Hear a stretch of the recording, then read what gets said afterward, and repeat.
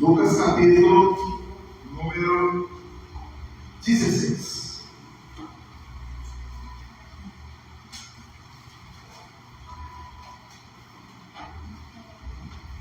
Lucas capítulo 16.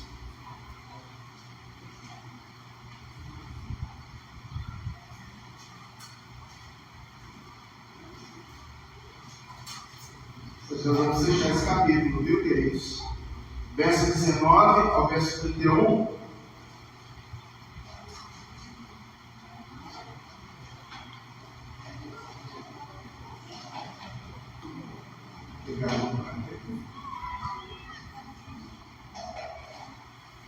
Vamos fazer essa leitura de forma alternada.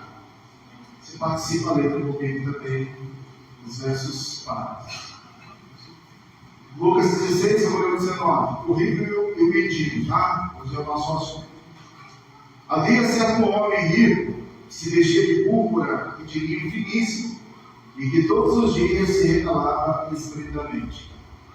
Havia também certo mendigo chamado Lázaro, coberto de chagas, que jazia à porta daquele. E desejava alimentar-se das migalhas que caíam na mesa do rico, e até os cães vinham a ver as úlceras. Aconteceu morrer o mendigo e ser levado pelos anjos para o seio de Abraão. Morreu também o rico e foi sepultado. No inverno, estando em tormentos, levantou os olhos e viu ao longe a Abraão e a Lázaro no seu seio. Então aos anjos disse: Pai Abraão, tem misericórdia de mim, e manda a Lázaro que morre em casa a luta primeiro, e me refresque a língua, porque estou atormentado nessa chama.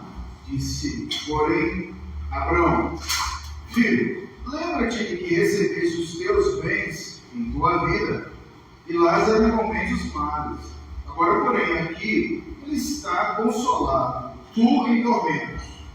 E além de tudo, está posto um grande abismo entre nós e vós, de sorte que os que querem passar daqui para os outros não morrem, nem os de lá passar para nós. Então replicou: Pai, eu te imploro que mandes a minha casa paterna. Porque tem 5 irmãos, para que lhes dê testemunho, a fim de não virem também para este lugar de tormento. Respondeu Abraão: Eles têm Moisés e os profetas. Ouçam-nos. Mas ele insistiu: Não, pai, não. Se alguém dentre os mortos for ter com eles, arrepender-se-ão. Todos. Abraão, porém, respondeu: Se não houver a Moisés e os profetas, tampouco se deixarão persuadir, ainda que ressuscite alguém dentre os mortos. Meus irmãos queridos, abordar as duas fases da vida, esse é o nosso objetivo nessa noite. E a pergunta que eu quero fazer para todos nós: seria a vida terrena determinante à vida eterna? Vou fazer de novo essa pergunta para que você possa pensar. Seria a nossa vida agora, seria essa vida que você está vivendo determinante à vida eterna? Feche os seus olhos. Pensa: Senhor, me mostra alguma coisa nova nesse texto. Traz luz ao meu pensamento aquilo que o doutor Lucas quis escrever, e que eu possa aplicar em meu coração aquilo que o Senhor vai revelar para nós. Vamos orar assim. Pai, nós estamos na tua casa, nós estamos na tua presença. Essa noite, Senhor Deus, maravilhosa como o Senhor nos deu. Queremos pedir, Senhor, mostre algo para nós, ilumine a nossa mente, nosso coração, Senhor. Traga ao nosso pensamento aquilo que Lucas quis escrever a Teófilo, a igreja do primeiro século. E, ó Deus, fale conosco de forma assim especial. e que nós tenhamos sentir desejo de aplicar em nossos corações as lições que o Espírito Santo há de revelar a cada um de si. Obrigado, Senhor, em nome de Jesus. Amém. Crianças que já estão ao lado dos seus pais, como é que chama a sua menina? Eu esqueci o nome dela. A Camila. Então, pode dar uma folha para a Camila também. Aqui a gente vai conversando com as crianças, vai instruindo as crianças, elas vão desenhando nesse momento.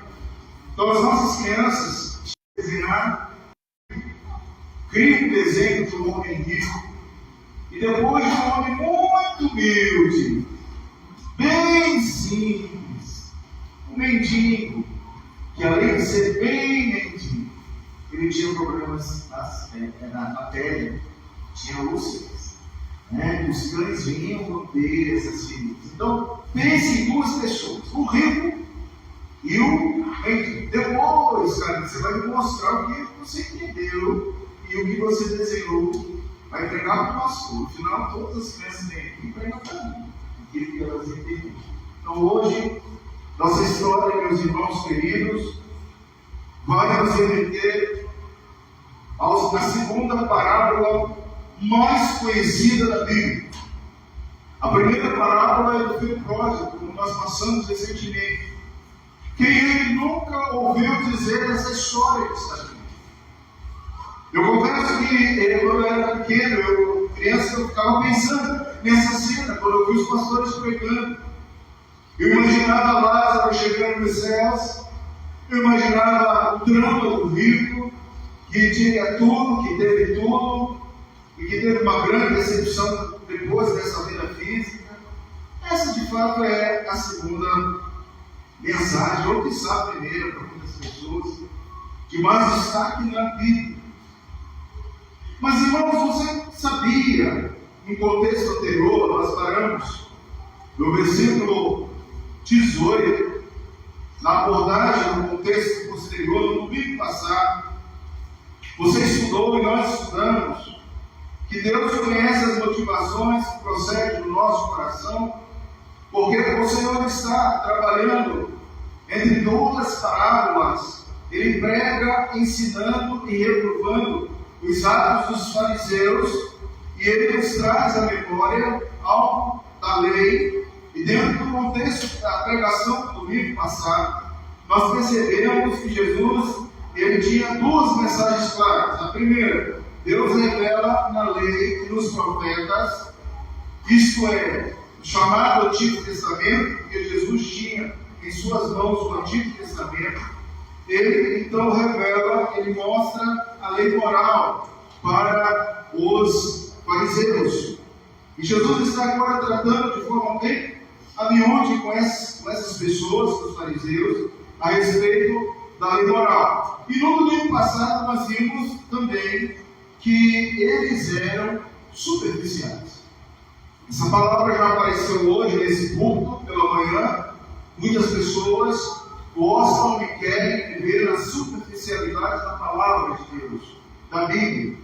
É mais entretenimento, é mais história e menos estudo da palavra de Deus, menos percepção daquilo que Deus quer falar. E de forma, aqueles fariseus, eles eram tão severos em muitas coisas e ao mesmo tempo superficiais em tantas outras coisas que eram proibidas por Jesus. Como, por exemplo, o versículo 18 menciona o assunto do casamento vinculado ao divórcio.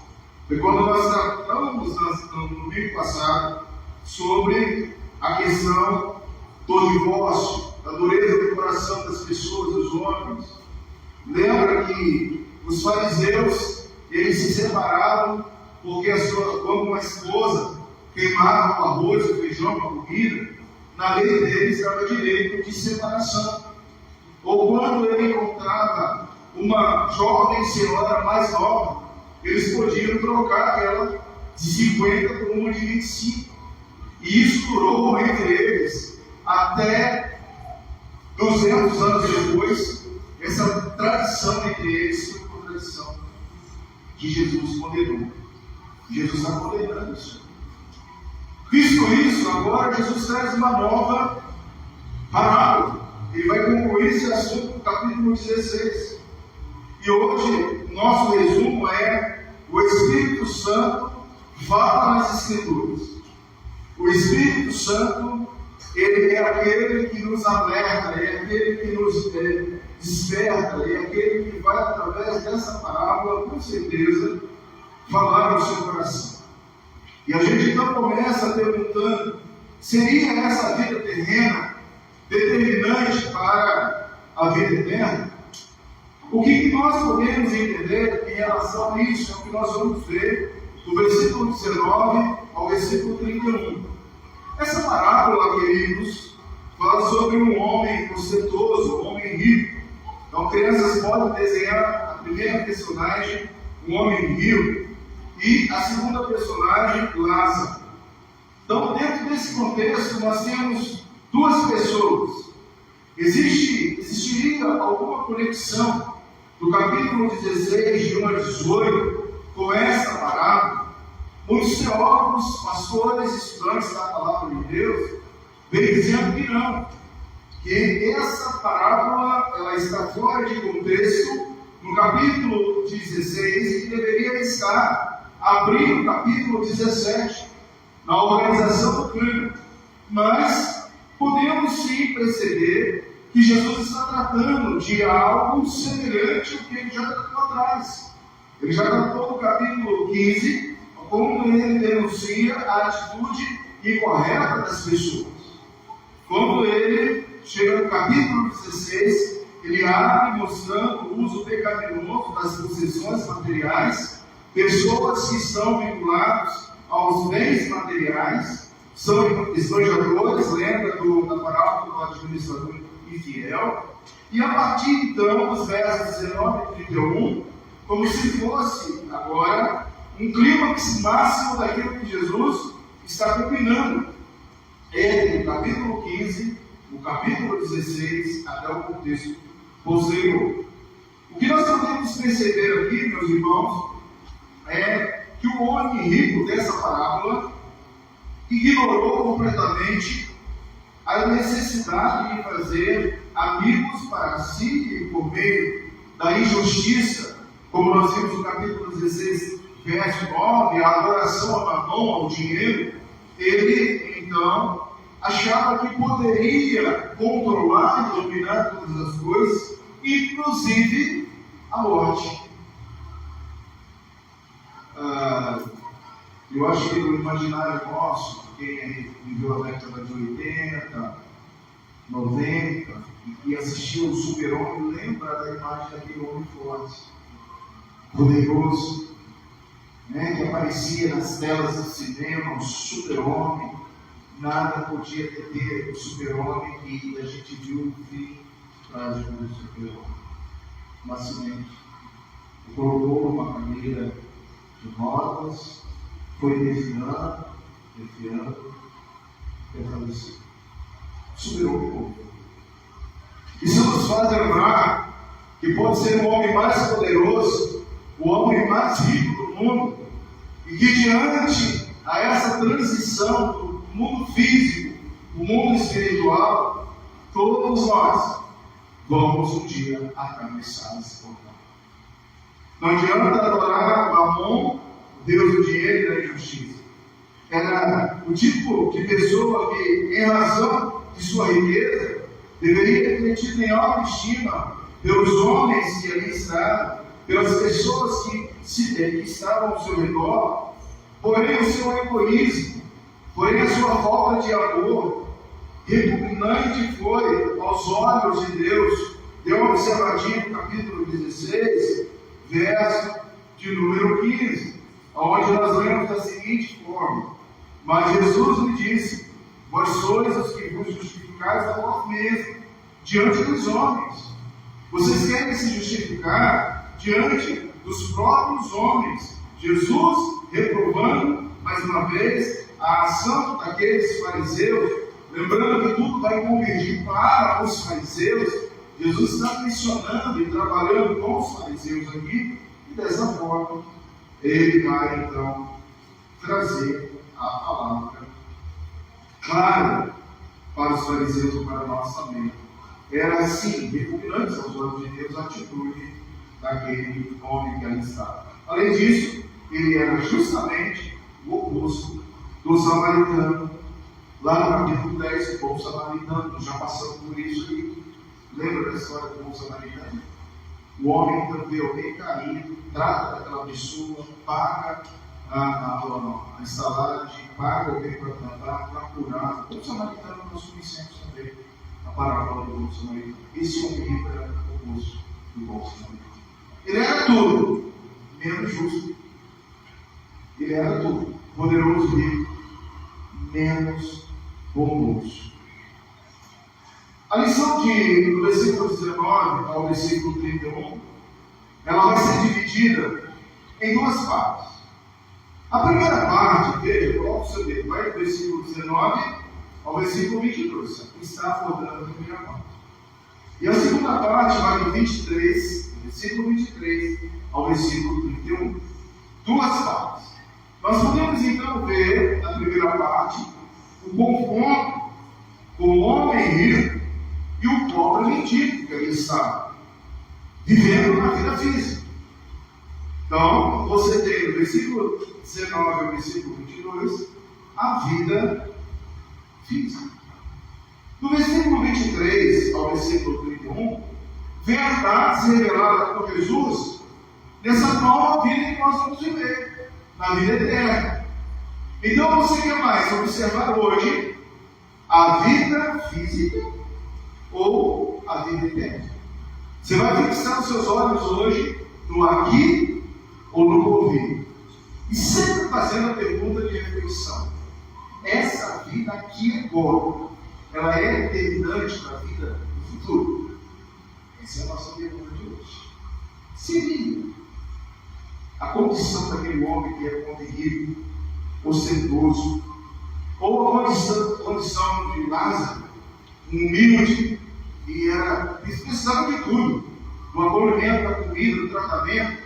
Será que foi a vida do mendigo que determinou a vida eterna dele? Ou será que foi a vida do rico que determinaria a vida eterna?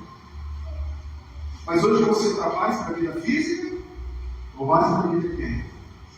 Sua preocupação hoje é mais agora ou mais depois? Ou eu posso estar preocupado com as duas, agora e um pouquinho. Vamos lá? Leia o verso 19. Olha, havia certo homem rico que se encheu de culpa e de vinho finíssimo, e que todos os dias você pode grifar essa palavra regalava esplendidamente. Essa palavra atualizando hoje, ostentava. Era alguém que ostentava. Tudo que ele tinha, ele ostentava, porque ele era poderoso. Regalava. Não tinha para ele mensuração de custo. É como se alguém vai comprar uma roupa que custa 100 mil reais e aquela mesma roupa, ela custa 300 reais. Menos de 300 reais. Mas aquela pessoa, ela está bem, ela pode, ela acha que tem, então tanto faz e tanto fez, a pessoa então ostenta o poderio que essa pessoa tem. Ele era rico. Ora, Abraão e José de Arimateia eram homens ricos. A Bíblia não condena ser rico. Eu tenho que tirar isso da minha cabeça, que Deus ele vai condenar todos os ricos. Não vai. A Bíblia fala, qual é o problema? Não, José de Arimateia eram homens ricos. Em parte alguma, a Bíblia então condena o fato de ser o linho era muito caro. Uma turma, como do rico, da parábola, com frequência se revelava que ele era uma realeza, ele era rei. Ele tinha muito poder material.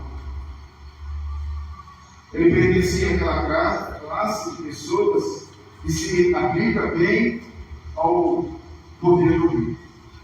Então, crianças vão desenhando um homem bem rico. Os Arturs desenham aí poderoso, homem riquíssimo, que ostentava, que era um rei, um magnata. O seu viver diário radiava esse louvor, característica daquele que ostenta, que anda com pavão, né? Pavão empinado, demonstrando tudo que ele pode, tudo que ele tem, tudo que ele fez. O verso 20 e 21 continua. Havia também certo mendigo, chamado Lázaro. Esse homem que era, já pode ver, mendigo, coberto de chagas, que jazia na porta daquele homem, que morava ali na porta daquele homem, pedindo, suplicando uma comida, um resto de alimentação naquela mesa daquele homem. Aqui está a prova oportuna para que o ostentoso ou doente nutre em seus corações, em seu coração cada vez mais, o preconceito, a discriminação. Ao ver um homem qualquer, do tipo desse, que está narrado nas Escrituras e repassado em Mateus 26, 71, Atos 10, 17, a mansão dos ricos tendo sido posta ali, indicando evidentemente que ele era incapaz de andar, então estava ali paralisando, doente. Ele era mendigo e o seu nome era Lázaro. Eu quero dizer que, embora sendo mendigo, você vai ver que o nome dessa pessoa era um nome nobre. Você sabe o significado do nome Lázaro? O que significa Lázaro? Esse nome latino derivava do grego Lázaro ou Eleazar, que por sua vez representa o nome hebraico de Eleazar. E quando nós lembramos de Eleazar, nós lembramos de um homem importante no Velho Testamento. Quem foi Eleazar? O significado de Eleazar é Deus tem socorrido. Já o próprio nome diz aquilo que estaria acontecendo com Lázaro. Deus vai me socorrer, Deus vai me amparar, Deus vai me acudir, Deus vai, eu dependo dele, de Deus. Há certa diferença de opiniões com respeito a questões sobre esse nome, mas de forma, a tradição da igreja, ela acredita o significado de Eleazar, a esse significado. Deus tem socorrido. Não é possível que ambos estejam assim tão dissonantes. Enquanto Lázaro não era meramente um mendigo, totalmente capaz de providenciar o necessário para a sua subsistência, o rico já tinha tudo e ostentava o seu domínio sobre aquilo. Deus soberano, Deus vai me socorrer. Tornando a posição daquele homem, que tinha um nome nobre, ainda mais pior, porque os cães lambiam as suas feridas. Ali, o costume de se aproximar então de alguém tão doente, naquela época, era a tradição entre eles, os cães, de fazer a asepsia daquelas feridas. A coisa era muito dura. Esse homem, só Deus vai socorrer mesmo. Era difícil demais. Verso 22, amados. Aconteceu. Olha o 22. Um dia, vai acontecer hoje. Quantas pessoas que nós amamos já passou por esse aconteceu isso aí? A gente sente saudade de muitas pessoas que já se encontram com o Senhor, já partiram. E esse dia, quando acontecer isso com você, vai ficar marcado na sua vida.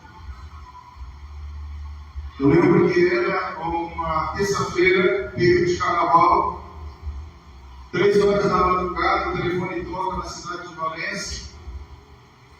Aconteceu naquele dia a passagem, o passamento da minha mãe. Toca o telefone e aquele dia 7 de fevereiro, se torna um dia marcante na minha vida. Eu falei, quando Deus recolheu a minha mãe. De madrugada ela tem um AVC e não tem jeito. A gente corre com ela para o hospital, vamos em 3 hospitais, ela morre em Jacarepaguá, no Rio de Janeiro.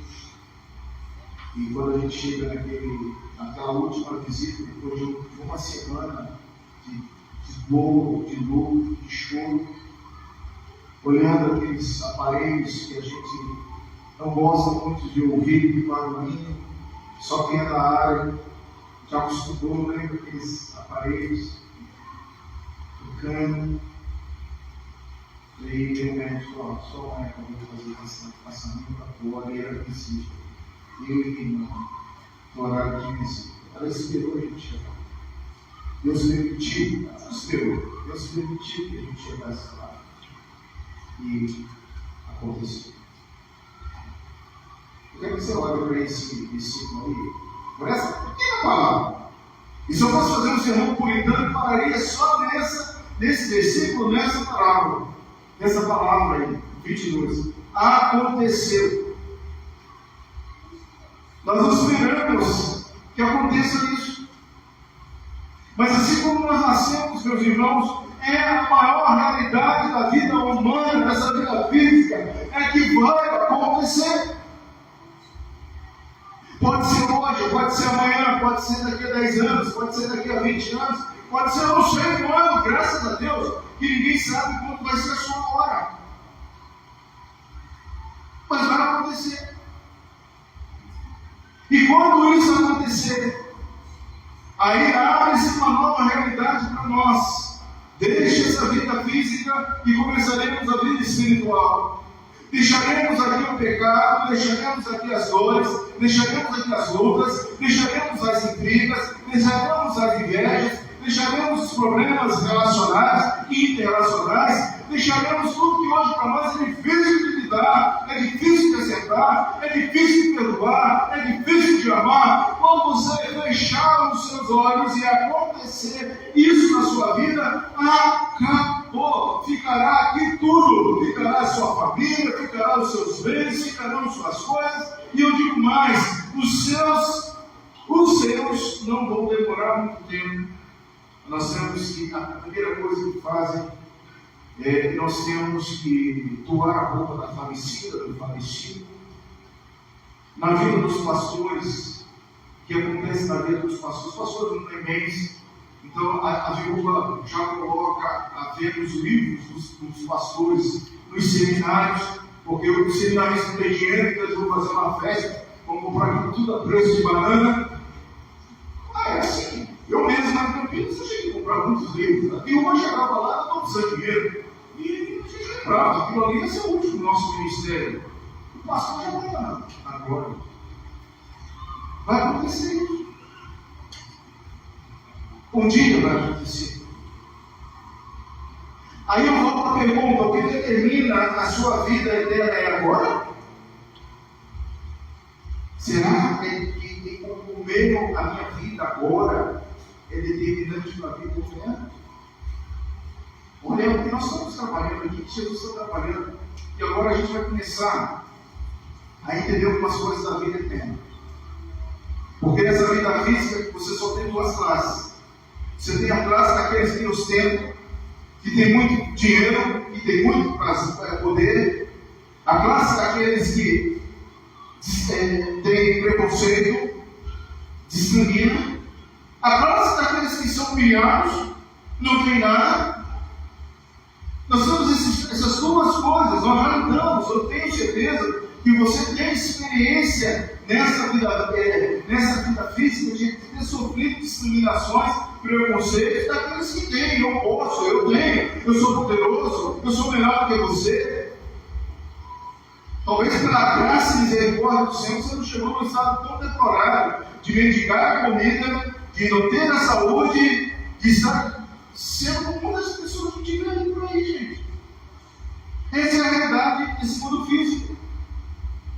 A miséria do mendigo terminou. Aconteceu, veja 22. Aconteceu que morreu mendigo. E ele foi levado pelos anjos. Tem alguma diferença aqui já, gente? Vocês já estão vendo?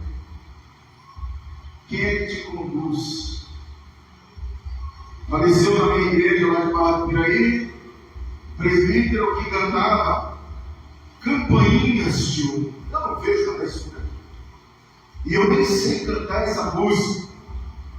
Mas eu imaginava o Silas, ele tinha um vozeirão, um tenor, campainhas de ouro estão a tocar. E aí a gente ouvia aquilo ali.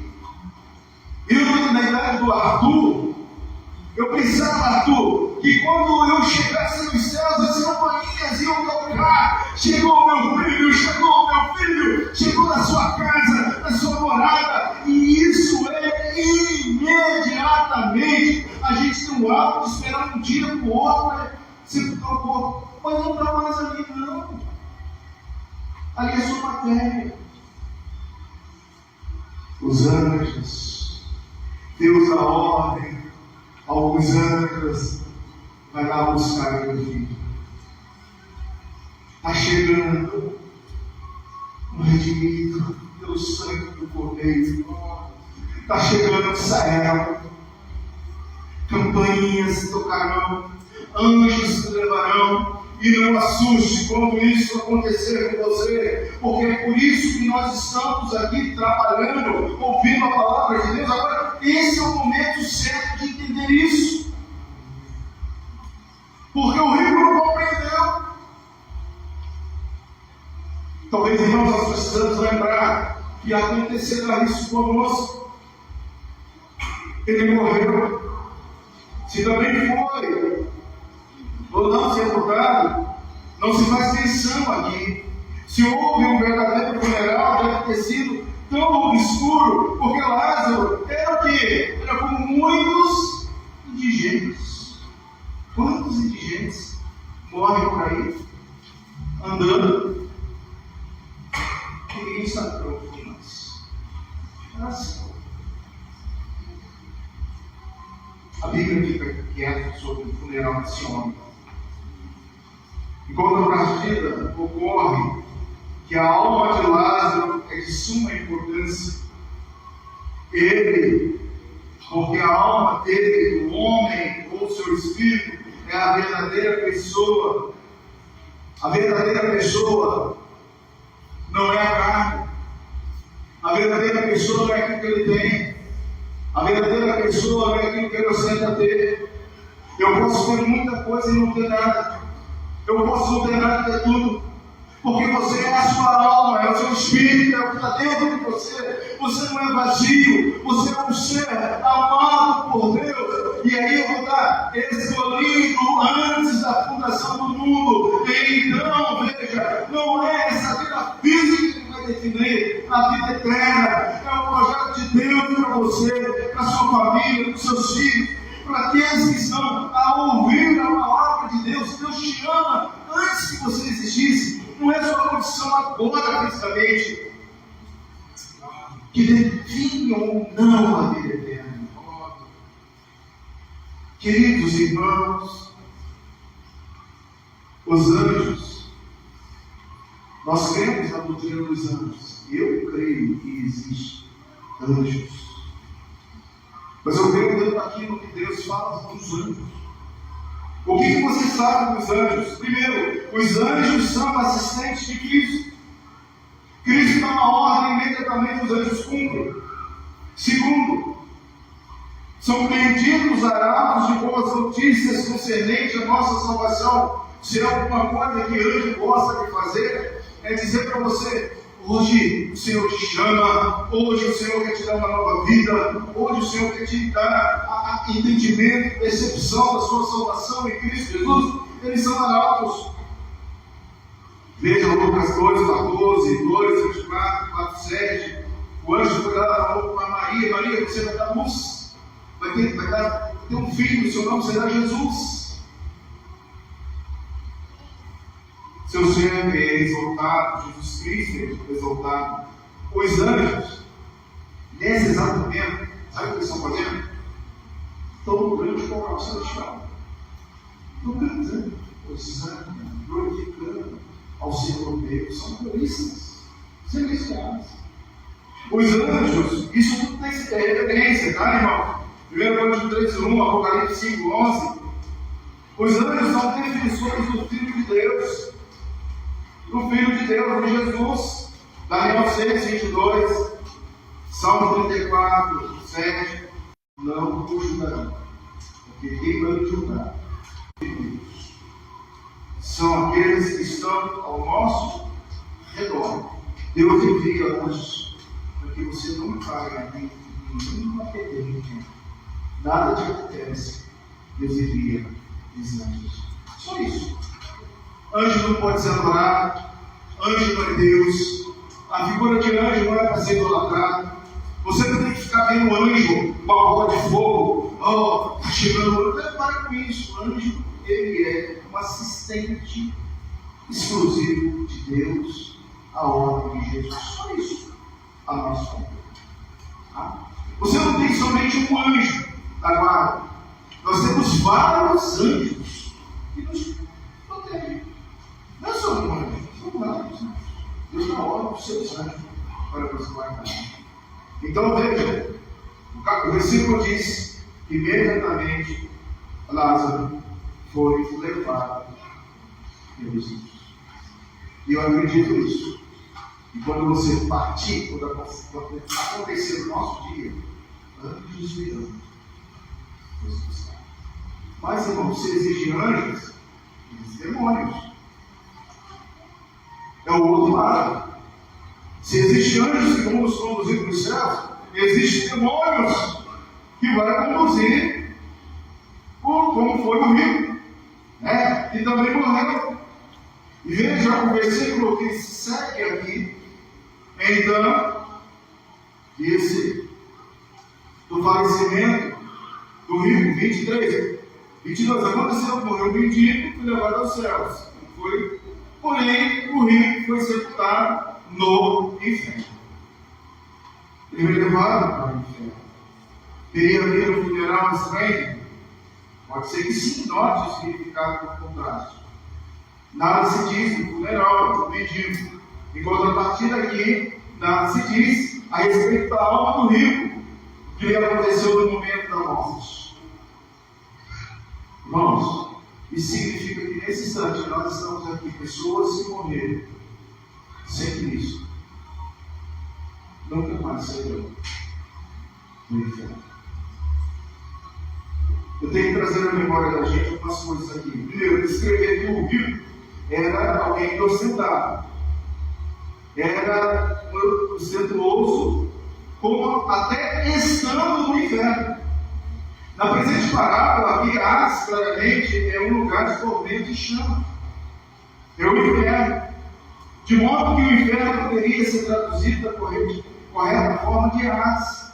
Mateus 11, 23, 5 a 10, 15. Por que Hades em contraste agudamente com os céus? Sabemos, irmãos, a condição dos mortos a comunicação entre si são representados nos termos literais, terrenos, de modo que cria uma impressão muito mais viva. É só você olhar e observar aqui.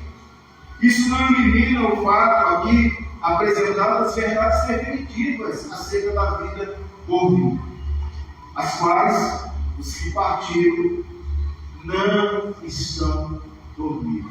Eu creio que você já ouviu em muitos funerais, pessoas dizendo assim: ah, o irmão está dormindo.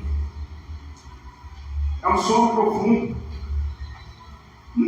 Tire isso da sua cabeça. Hoje ele traz comigo para isso, a vida.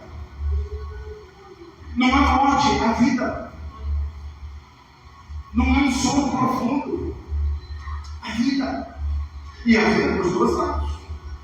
Os céus. O que nós podemos verificar aqui é o caráter do rico. Ele não sofreu nenhuma mudança. Mesmo estando na situação que ele estava, você consegue ver a petulância dele considerar Lázaro como ninguém, como excluído. Ele continuava considerando Lázaro como seu servo.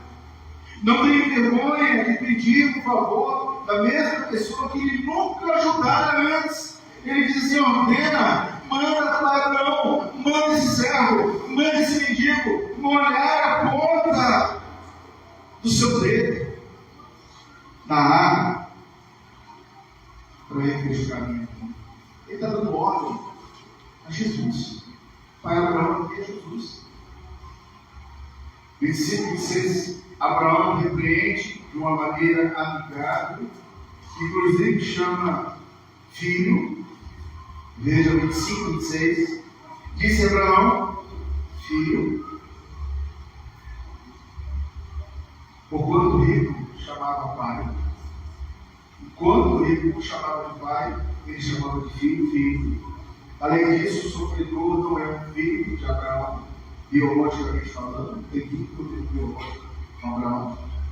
Em sua resposta, o que Jesus quer indicar é que as duas razões, súplica não pode ser concedida. Quem já morreu não tem poder de voltar. É claro que algumas ideologias, algumas religiões pregam isso. Irmãos, quantas e quantas pessoas ficam querendo ouvir alguém que partiu, uma mensagem de um ente querido que já se foi. E quando nós olhamos aqui dentro desse contexto, nós percebemos que é um grande abismo. Quem está lá não pode vir para cá no mundo físico. E quem está nos céus não pode vir para o mundo físico. É uma nova realidade. E isso choca com muitas ideologias, filosofias e religiões. Irmãos, a gente tem lidado com tantas pessoas que ficaram presas a uma falsa filosofia espírita, porque na maior dor da vida da pessoa que é o luto, se você não experimentou o luto, o luto acabou. Aquela pessoa vai buscar ouvir Ghost. Lembra do filme Ghost? Do outro lado da vida, Ghost. Foi buscar ouvir resposta de um ente que já tinha ido. E essa pessoa não ouviu. Ouviu os demônios falando. Ouviu mensagens psicografadas. Mas olha para esse texto. Há um grande abismo. Não dá para conceber isso. Você imagina se Jesus cedesse, ouvisse o pedido do rico, que seria hoje? Como nós seríamos cativos a essas consultas? Ah, Senhor, manda meu irmão que já morreu vir falar comigo. Eu quero saber como é que é o outro lado. Eu quero ter uma experiência mística. Meus queridos, não existe isso. Versículo 28 diz aqui pela primeira vez nessa parábola: o homem que antes fora rico revela um pouco de compaixão, porque ele pede com seus irmãos. Mas que compaixão é esse? Mesmo esse interesse em outros, porém, poderia estar mesclado no interesse pessoal. Ele está preocupado com os 5 irmãos que ele tinha. Manda Lázaro lá, porque eu tenho 5 irmãos e eu não quero que eles venham para o inferno. Queridos, essa passagem para mim é um fechamento. Nem sempre recebe uma atenção que merece. Porque Jesus inseriu essa parábola, porque a razão óbvia é que se o próprio homem condenado tivesse lido os 5 livros da Bíblia. Pois esses são os 5 livros da Bíblia. E os profetas maiores e menores, ele não estaria naquele lugar. Ele nunca teve tempo para pensar na vida após essa. Ele nunca dedicou a palavra do Senhor.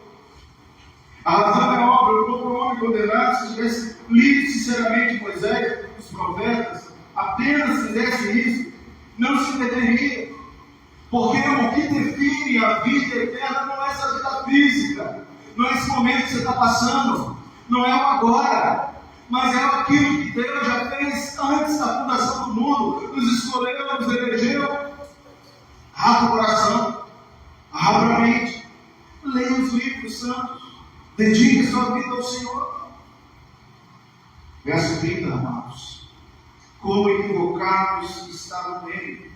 Realmente apareceu ao povo alguém dentre os mortos? Não. Seu nome era Lázaro, ainda que não.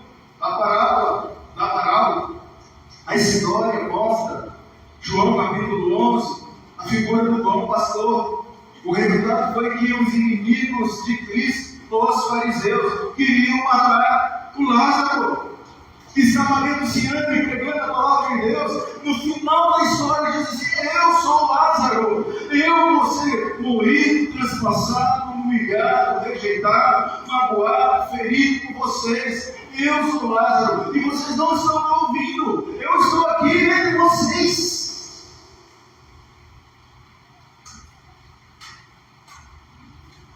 Verso 31. Jesus foi o único que ressuscitou dos mortos. Ele levou Lázaro. Mas os que não queriam crer em Moisés, dos profetas, não se converteram, não mudaram as suas vidas. Certamente, meu amado irmão, quando nós não damos crédito à palavra de Deus, importância, a leitura do livro santo, as Escrituras como palavra de Deus, boca de Deus, pela graça de Jesus, que é viva e eficaz para toda a vida que está aqui agora, desperdiçamos oportunidades. A confissão de fé, Êxodo capítulo 10, diz que o juiz supremo pelo qual todas as controvérsias religiosas têm que ser determinadas, por quem serão examinadas, por quem serão os concílios, as opiniões, na vida dos homens em particulares. O juiz supremo, em cuja sentença nós devemos firmar, não pode ser outro senão o Espírito Santo falando nas Escrituras. Se você tem hoje o Espírito Santo falando para você, você tem a sua vida física agora, então leia a Bíblia, ouça a palavra do Senhor, direcione para Ele. O Espírito Santo fala isso conosco, porque daqui a pouco, meus irmãos, vai acontecer. Vai acontecer. Com todos nós que estamos aqui. Você está preparado? Respondeu-lhe Jesus: errais não conhecendo as Escrituras, nem o poder de Deus. E quando a ressurreição dos mortos, não tens lido que o Deus os declarou: eu sou o Deus de Abraão, o Deus de Isaac, o Deus de Jacó? Ele não é Deus de mortos, e sim de vivos. Amém, amados? Concluindo, seria a vida terrena determinante a vida eterna? Está respondido. Não.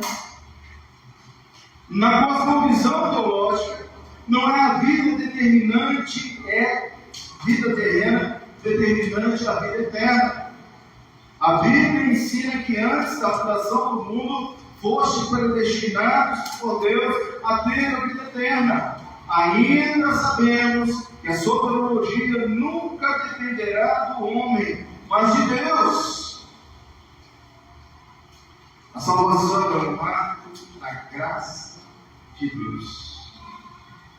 A sua salvação é ato exclusivo da graça de Deus. Todos nós estamos mortos em nossos delitos e pecados. Assim nunca. Nunca dependerá da riqueza, nem da pobreza. Porque tem muita gente que acha que ser pobre é ser salvo. Nem da pobreza, nem da riqueza. Salvação. Nessa vida terrena passa por Deus. É ato exclusivo da graça de Deus. Assim, não é mérito humano,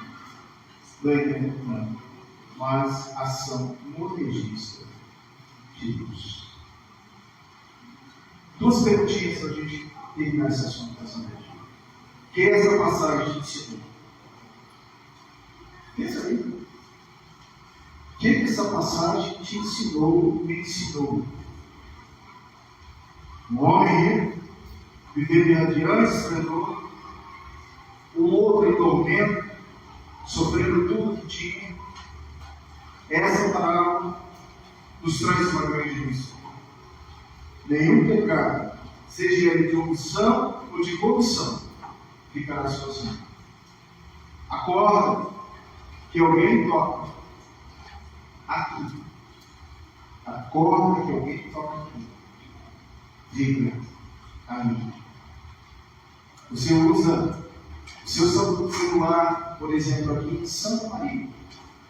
Você fala e ou manda mensagem em qualquer parte do universo.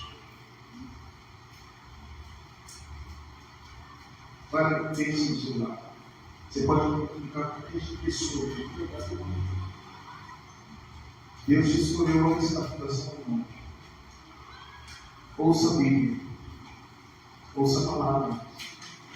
Ouça os sermões. Não desista. Continue. Deus te ama. Deus te ama mais que qualquer pessoa. Deus te ama. O que você ligar aqui na terra, será ligado aonde? O que você desligar aqui na terra, será o quê? Se a sua ligação é a palavra de Deus, são os ensinos do Senhor, você está ligado a vocês. Ninguém te ouve. Mas ainda tem mais uma mensagem. Para minha semana, o aspecto fundamental dessa segunda parábola mais conhecida. Diz óculos no grego, que significa a palavra seio. Seio do pai Abraão. Peito do pai Abraão. Lugar da mais estrita comunhão. Quando João reclina ao peito de Jesus ali, ele está dizendo: Jesus, eu te amo tanto, eu te amo tanto. Como é bom um abraço afetuoso. Quando foi a última vez que você recebeu um abraço tão afetuoso? Eu estava lá, os meninos do Lago Azul daqui, os irmãos do Lago Azul daqui, lá no último retiro que teve dos jovens, agora. O Natan me deu um abraço tão gostoso. O Natan, você pastor, o senhor sempre foi meu pastor. E aí nós começamos uma hora mais ou menos, começamos de tudo, já estamos jovens. Mas que abraço, ele estava sentado dentro do templo, o menino atravessa todo o templo e vai lá onde eu estava, onde estava começando, o João estava dirigindo, ele ia pregar. A primeira coisa que Natan fez quando chegou naquele lugar, ali onde estava reunindo os jovens, foi dar um abraço. Que abraço! Gostoso.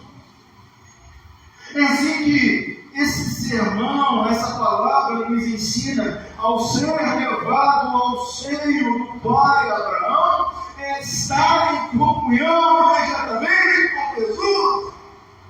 É você sentir que essa vida foi um sopro que passou rapidamente e que você nem vai lembrar mais das suas lutas, das suas dificuldades, dos seus planos, das suas... Nada. Tudo ficará por aqui. Comunhão. Verso 23, possivelmente como uma diferença essencial em significado, mesmo que seja o de pôr ainda maior ênfase nesse contraste, bem-aventurança ou felicidade de Lázaro, foi que ele, da condição de miserável, passou a ser um homem vazio. Porque quem está com Jesus pode não ter nada e ter tudo. Pode não ter nada e ter tudo. Que Deus te abençoe. Que Deus te abençoe. E que você hoje possa saber pensando em duas coisas. A primeira, essa vida física, momentânea, temporária, e que Deus escolheu antes da fundação do mundo. Então, eu tenho que retomar essa vida física, mas sempre pensando que está chegando. Aquele dia vai acontecer. E quando acontecer, viu, meus irmãos, na minha vida, se você ir para cá, faça tudo. Toque cante hinos, celebra o Senhor, adore o Senhor, porque eu já não estarei entre vocês, eu estarei com vocês, Jesus. Deus abençoe. Feche os seus olhos, amigo. Quem sabe nessa noite você se emocionou e pensou em algo na sua vida. Perca tempo não. É essa noite. É a noite que você vai virar a chave para a sua vida. Mas, te louvamos pela tua palavra. Te louvamos, ó Deus, porque podemos ter essa certeza que Lázaro tinha. E nós podemos ter, Senhor, que nada possa nos afastar do teu amor. Nada, nem riqueza, nem glória, nem ostentação, nem prazeres, nem potestade, nem dominadores desse século. Nada possa nos separar do teu amor, Senhor. Mas que nós possamos ter essa clara e limpa definição do que tudo já está preparado por ti. Em nome de Jesus.